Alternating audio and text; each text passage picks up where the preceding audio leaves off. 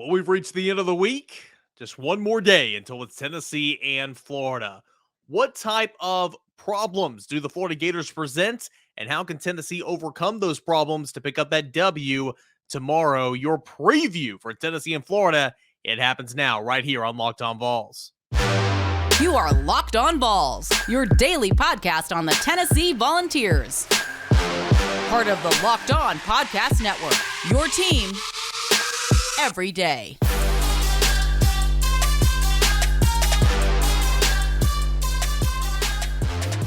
What is going on, everybody? Welcome into it. This is Locked On Vols, a part of the Locked On Podcast Network, your team every day. And, of course, this is your go-to Tennessee Volunteers podcast because the Vols are your team every single day.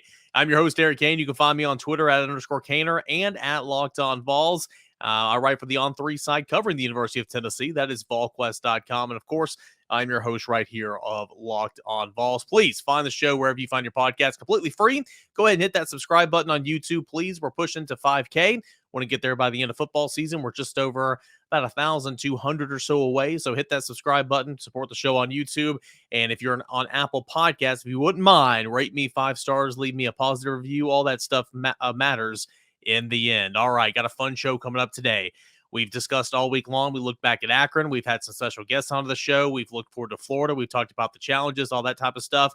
But let's dive into the Florida Gators. Who are they? What's their personnel? What's the stat sheet say? All that coming up here on a show. Here on today's show, we'll look at Florida's offense here, Florida's defense in segment 2, and then to cap off a week's worth of show, why don't we hear from the voice of the Tennessee football team, the voice of the Vols, Bob Kesling, will join the show coming up in segment number 3. All right, so the Florida Gators, who are they? Well, of course, Florida is 2-1 on the season.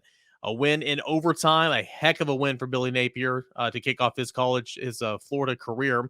29-26 over, at the time, number 7 Utah. I thought Utah was overranked. I thought Utah was overhyped with all the talk in the offseason. I still think they're an okay team, but there were some people picking them to be their sleepers for the college football playoff. I mean, come on. I understand what a sleeper is. I get it, but let's be real here. But that was still a heck of a win, tongue-tied, for Billy Napier in Florida to kick off the season. A lot of people thought Florida was for real. A lot of people thought Florida was going to present challenges in the SEC East after week 1.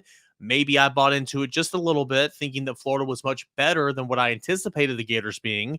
But since they've fallen back down to earth, in Kentucky, a game against Kentucky, lost to the Wildcats in week 2, 26-16, where Anthony Richardson just couldn't get anything going, and then narrowly escaped upset at home again from South Florida last weekend, 31-28. This will be the first road game for the Gators and the first SEC road start for Anthony Richardson. Offensively, 25.3 points per game. They're averaging 353 yards of total offense, 58 plays per game. They're averaging 6 yards per play are the Gators. Passing, it's been abysmal, 141 yards through the air on the season for Anthony Richardson. No passing touchdowns, 4 interceptions thrown.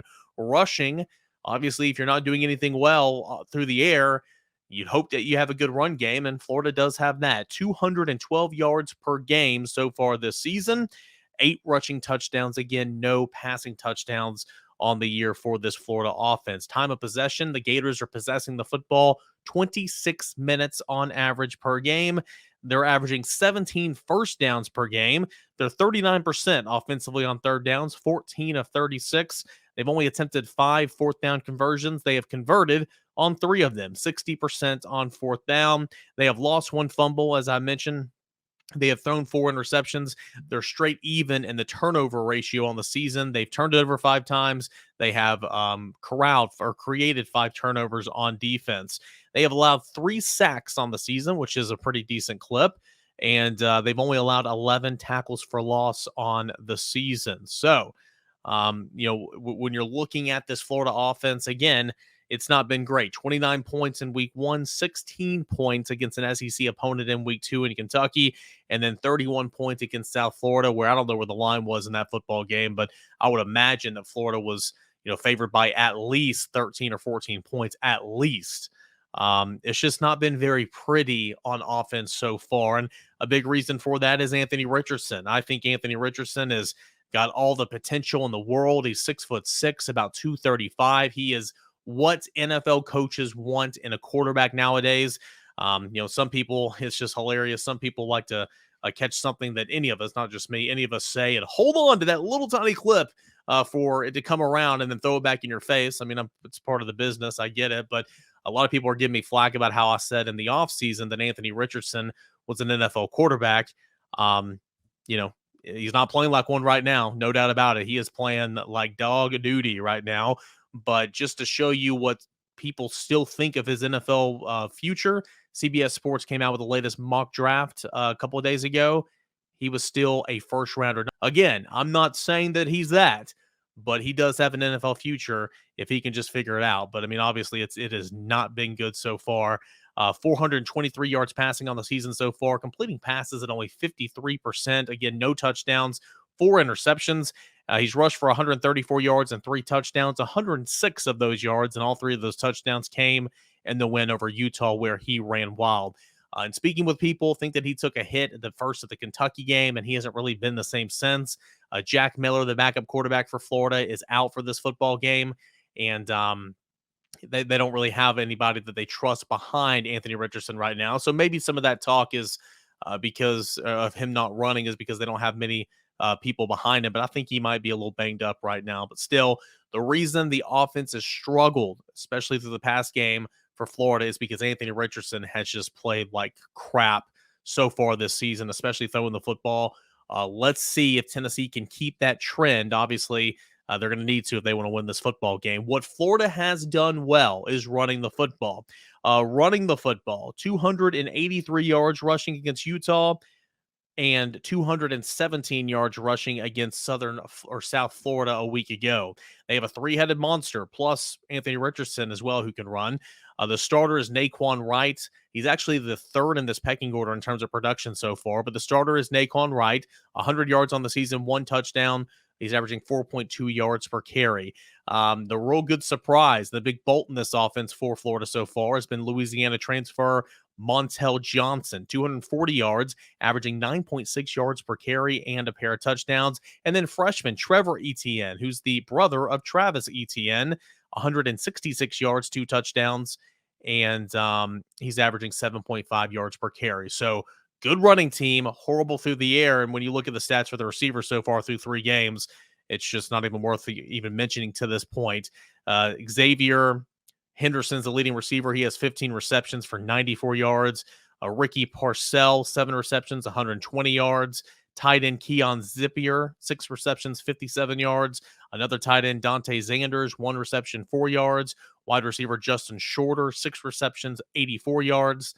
Again, just not a whole lot of production there so far. The offensive line, obviously, if you run the football, you're a good offensive line. An offensive line that's only given up, and I flipped that a minute ago. This offensive line has surrendered only 2 sacks so far this season and allowed only 9 negative plays behind the line of scrimmage. So I had that flip. But anyway, they returned 3 starters, and they added Louisiana transfer guard Osiris Torrance, who's a really good player. So he was voted preseason all SEC.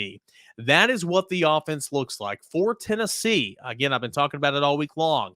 I think Tennessee is better in the front 7. Potentially, we'll find out once you get an SEC play this week. In the front 7, I think they're still trying to figure some things out in the back end, especially at cornerback.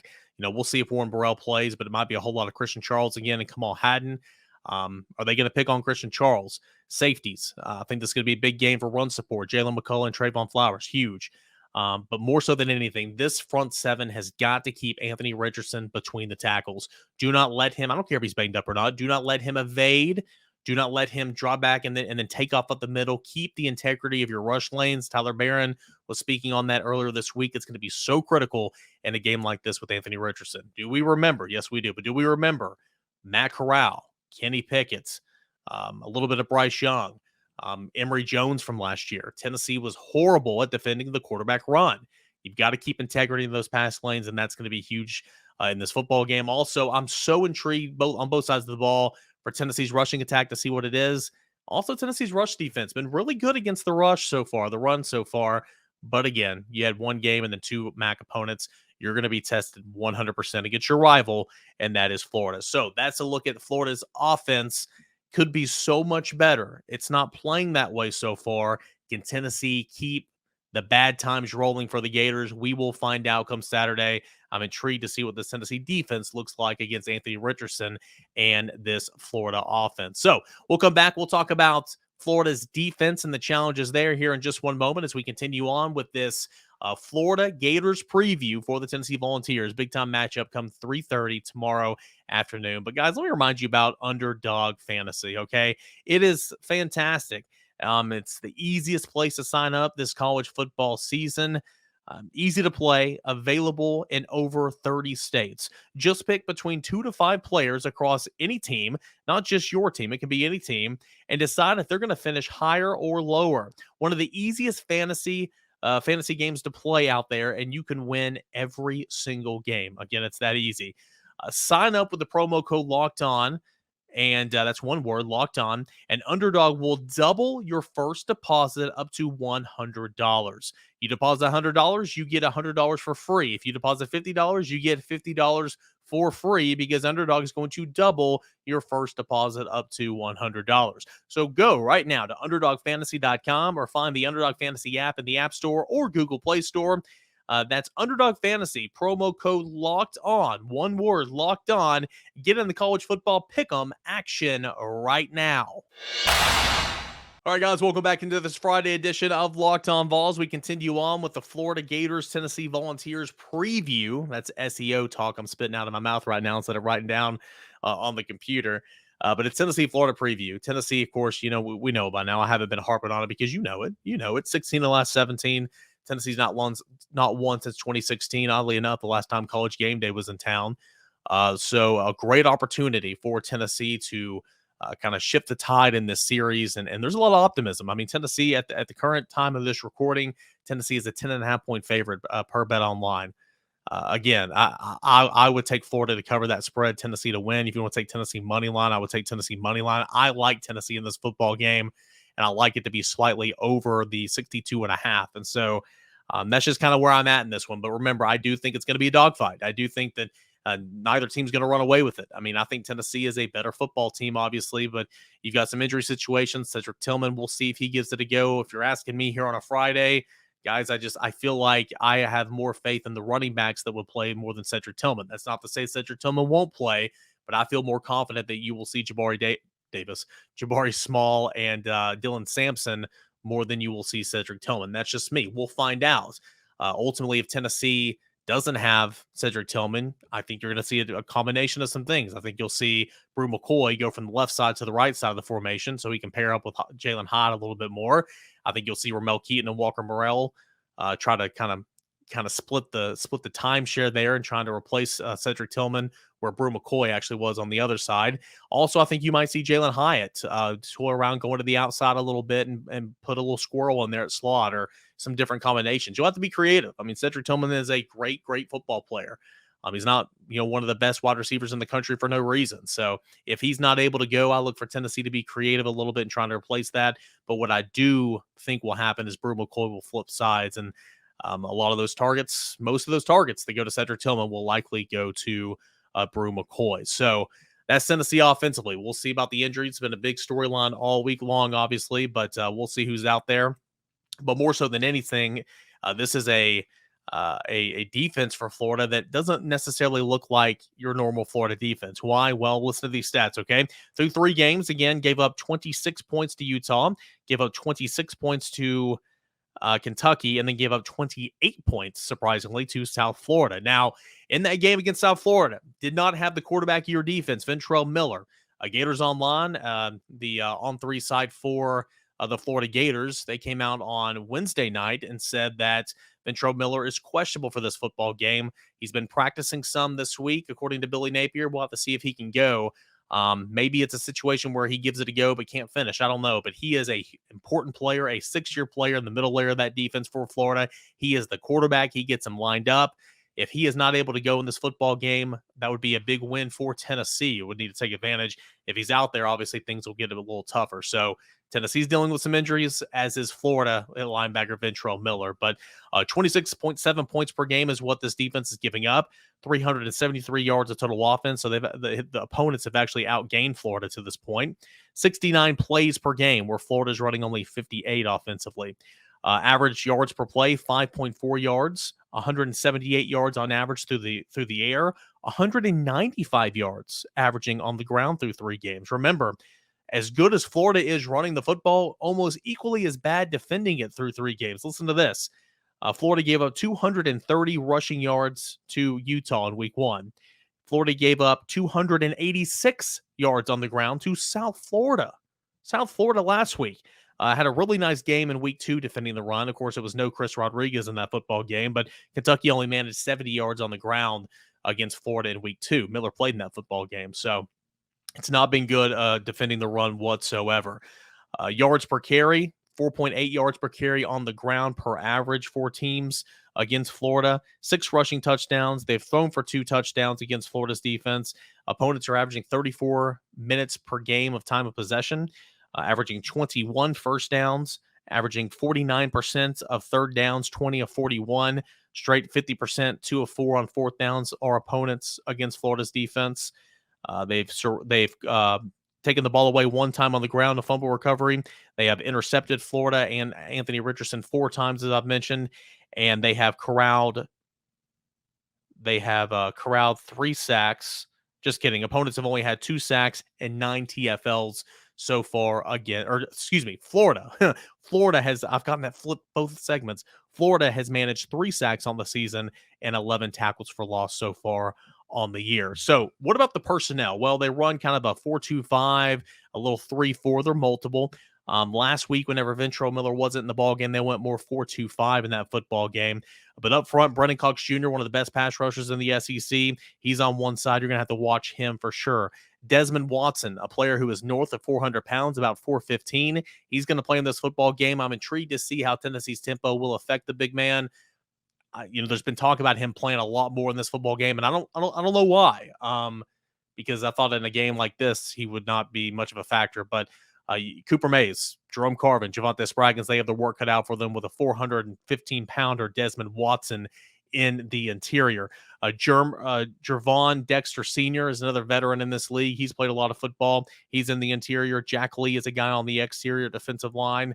And another edge player, Antoine. Let's see, there's always a name. Antoine Powell Ryland is also a guy up front for Florida who has been making a little noise so far. Ventrell Miller's the quarterback of the defense. Again, very questionable for this football game at linebacker. Shamar James, the guy that plays a lot of football in his absence. Amari Burney is a converted safety that plays a little linebacker now, also plays a little nickelback. He's kind of a utility player. He's in that second layer of the defense a lot of times. Linebackers are okay. They're a whole lot better with Ventrell Miller. We'll see if he plays. And then in the back end, this is where the strength of Florida's defense comes from, okay? You got 2 safeties who are really, really good.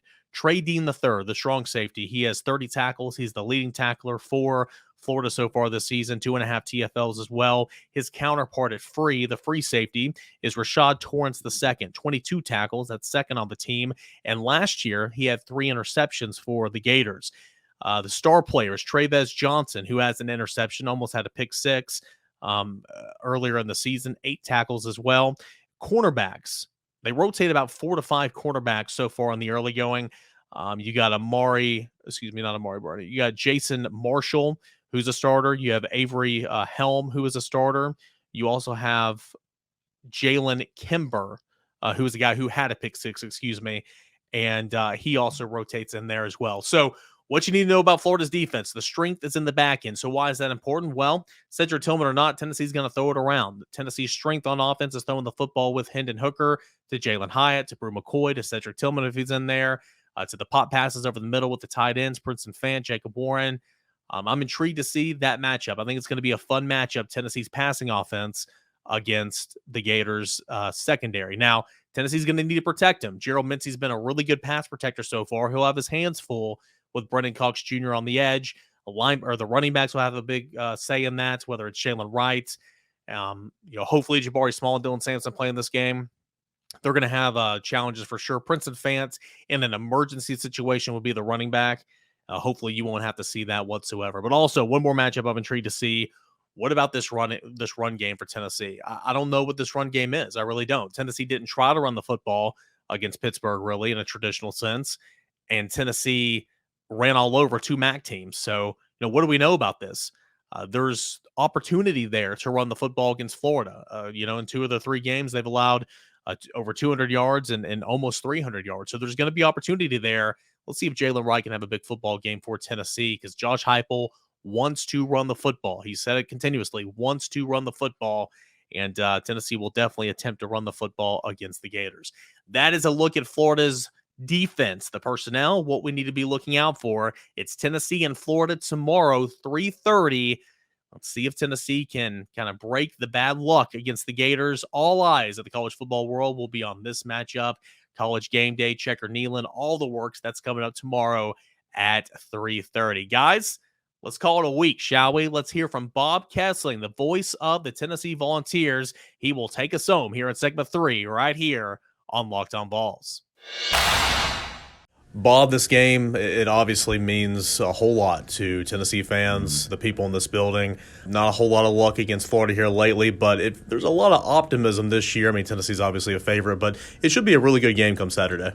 Yeah, I think so, and I think people that are saying, well, Tennessee's going to just roll them over, you've got to be cautious with that, because we've seen that back down through the years. A lot of times a favored team in this series doesn't win.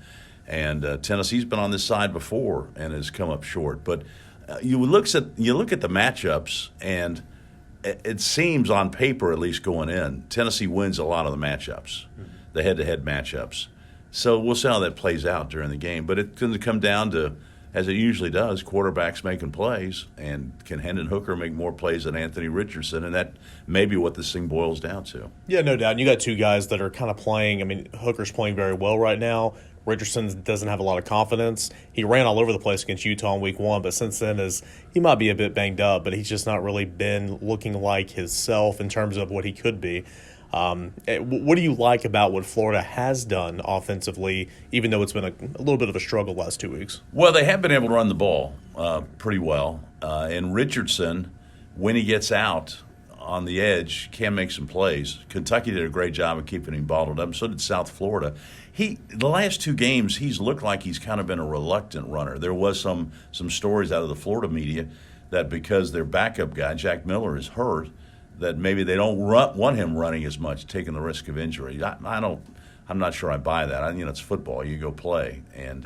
But Richardson did seem to be, especially in South Florida, he was reluctant to run it.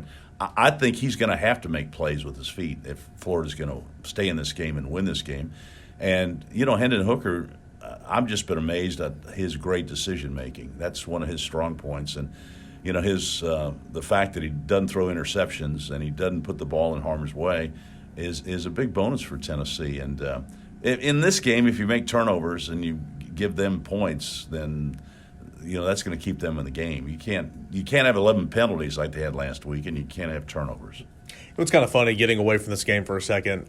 Sports is just amazing because, Hendon was brought in here by a coach who's no longer here, running an offense he's never ran before. He was not pegged to be the starter last year, and he's come in and he's not been perfect, but he's been so good since really the Pittsburgh game last year. It's kind of a breath of fresh air because it's been a little while since Tennessee's had this type of play at the quarterback position. Yeah, it has been. And, Josh Heupel's, his whole deal is take care of the football, and Hooker's done that. He's 187 straight passes without an interception.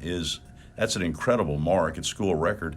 And you think about a quarterback, a lot of times they'll throw the ball, and maybe it's an interception. It's not their fault. It'll be tipped at the line of scrimmage or bounce off the face mask of the receiver or something like that. But there's been none of that. And the fact they only threw 3 interceptions last year, and one of those was in his first game against Pittsburgh when he forced the ball a little bit. But he doesn't put the ball in harm's way. He doesn't take a lot of risks, and he's such a good decision maker. And which is, when you think about it, as fast as they go, it's remarkable that he can get to the line of scrimmage, digest all the information, and then able to make sure he throws it to the right guy. That's what's really amazed me, the fact. And they want to go faster. And a lot of it's because Hendon Hooker can handle that. He can make decisions at the line of scrimmage. I talked to Hendon the other day about the streak of 187, and he reminded me quickly.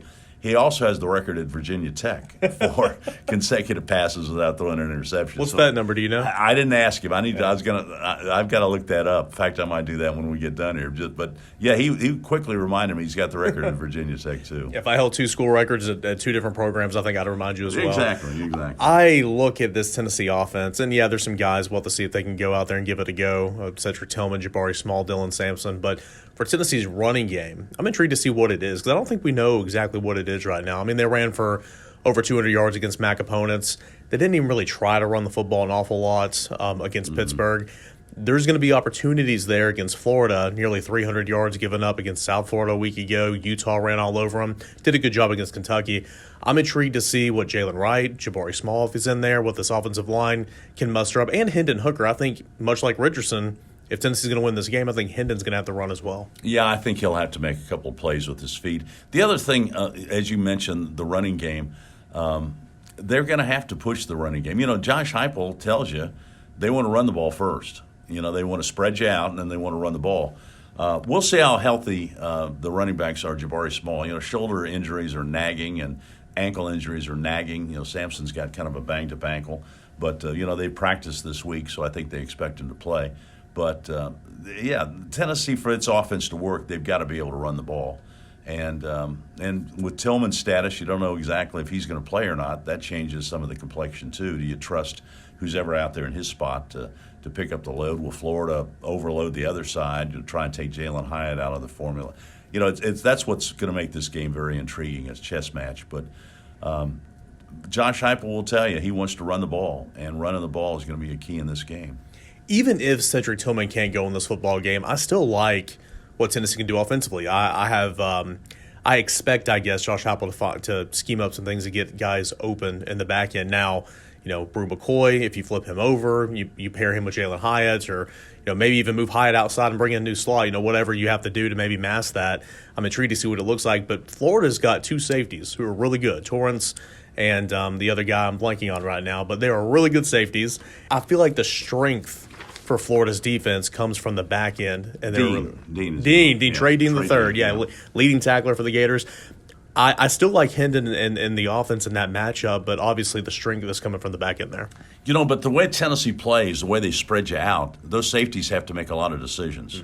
Mm-hmm. Are they going to shade to this side? Are they going to try and stay in the middle of the field? If they stay in the middle of the field, Tennessee's throwing it long. If they come over and they try and take the fly pattern away, then you got Jalen Hyatt or a tight end right down the middle. Mm-hmm. So they pose a lot of problems. Hyatt, to me, is a guy, the last 2 weeks, I thought he was terrific. And I think Hyatt, with his speed, Florida's going to have a hard time matching up with him. So Hyatt might be the X factor in this game. Who knows? But Squirrel White, he might emerge as he got that speed. But Tennessee wants to get those cornerbacks downfield and open things up in the middle, and they try and make sure that they see where the safeties. If the safeties cheat and they get out of the middle of the field, that opens that up. So, this Tennessee offense is really hard to defend if it's clicking. If they're running the ball, and you got to load the box and then they throw it. And if you put the guys on the side, then they run it. So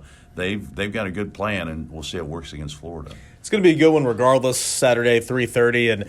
And Bob, last thing here, I asked this to everybody, and in a week like this, because I think it's unique depending on, I think you might have a different answer than me.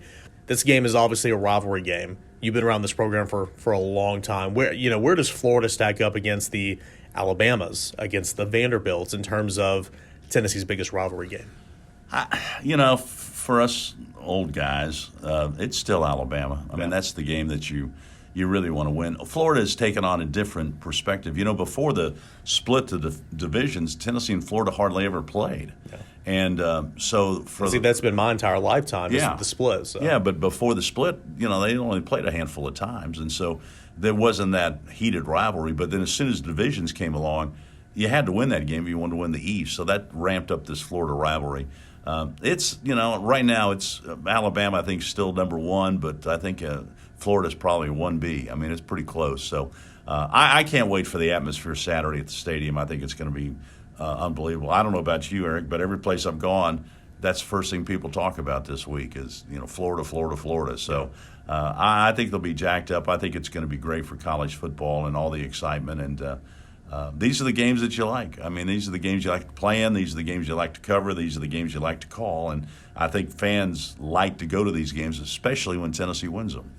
Well, Bob, we'll be listening. You guys will be on the air at, 1:30 on Saturday? 1:30. Pat and I will be there with Brent Hubbs and the rest of the crew. We'll be ready to go. Great stuff there from Bob Kesling, the voice of the Vols. Of course, you can hear him along with Pat Ryan, Brent Hubbs, and the entire Vol Radio Network, courtesy of the Vol Radio Network. You hear him on the Monday shows as well, right here in Knoxville locally at 99.1 The Sports Animal, and, of course, 107.7 WIVK. Guys, we are here. Happy game weekend. Happy college football weekend. It is rivalry week, Tennessee and Florida. Can't wait for this showcase. Can't wait to see what Neyland Stadium looks like. It's going to be a fun atmosphere. If you're going, stay safe. Have a great time. And as always, we will recap it all on a Monday episode of Locked On Vols. Guys, I appreciate you. Can't thank you enough. Thanks for making Locked On Vols your first listen. Check out Chris Gordy, Locked On SEC. Make it your second listen. Subscribe to the YouTube channel. 5 stars on Apple Podcasts. Leave me a positive review. All the works, guys. Appreciate you. Y'all are the best. Same time, same place on a Monday morning. And let's see if we're recapping a Tennessee win over Florida. Have a great weekend, everybody.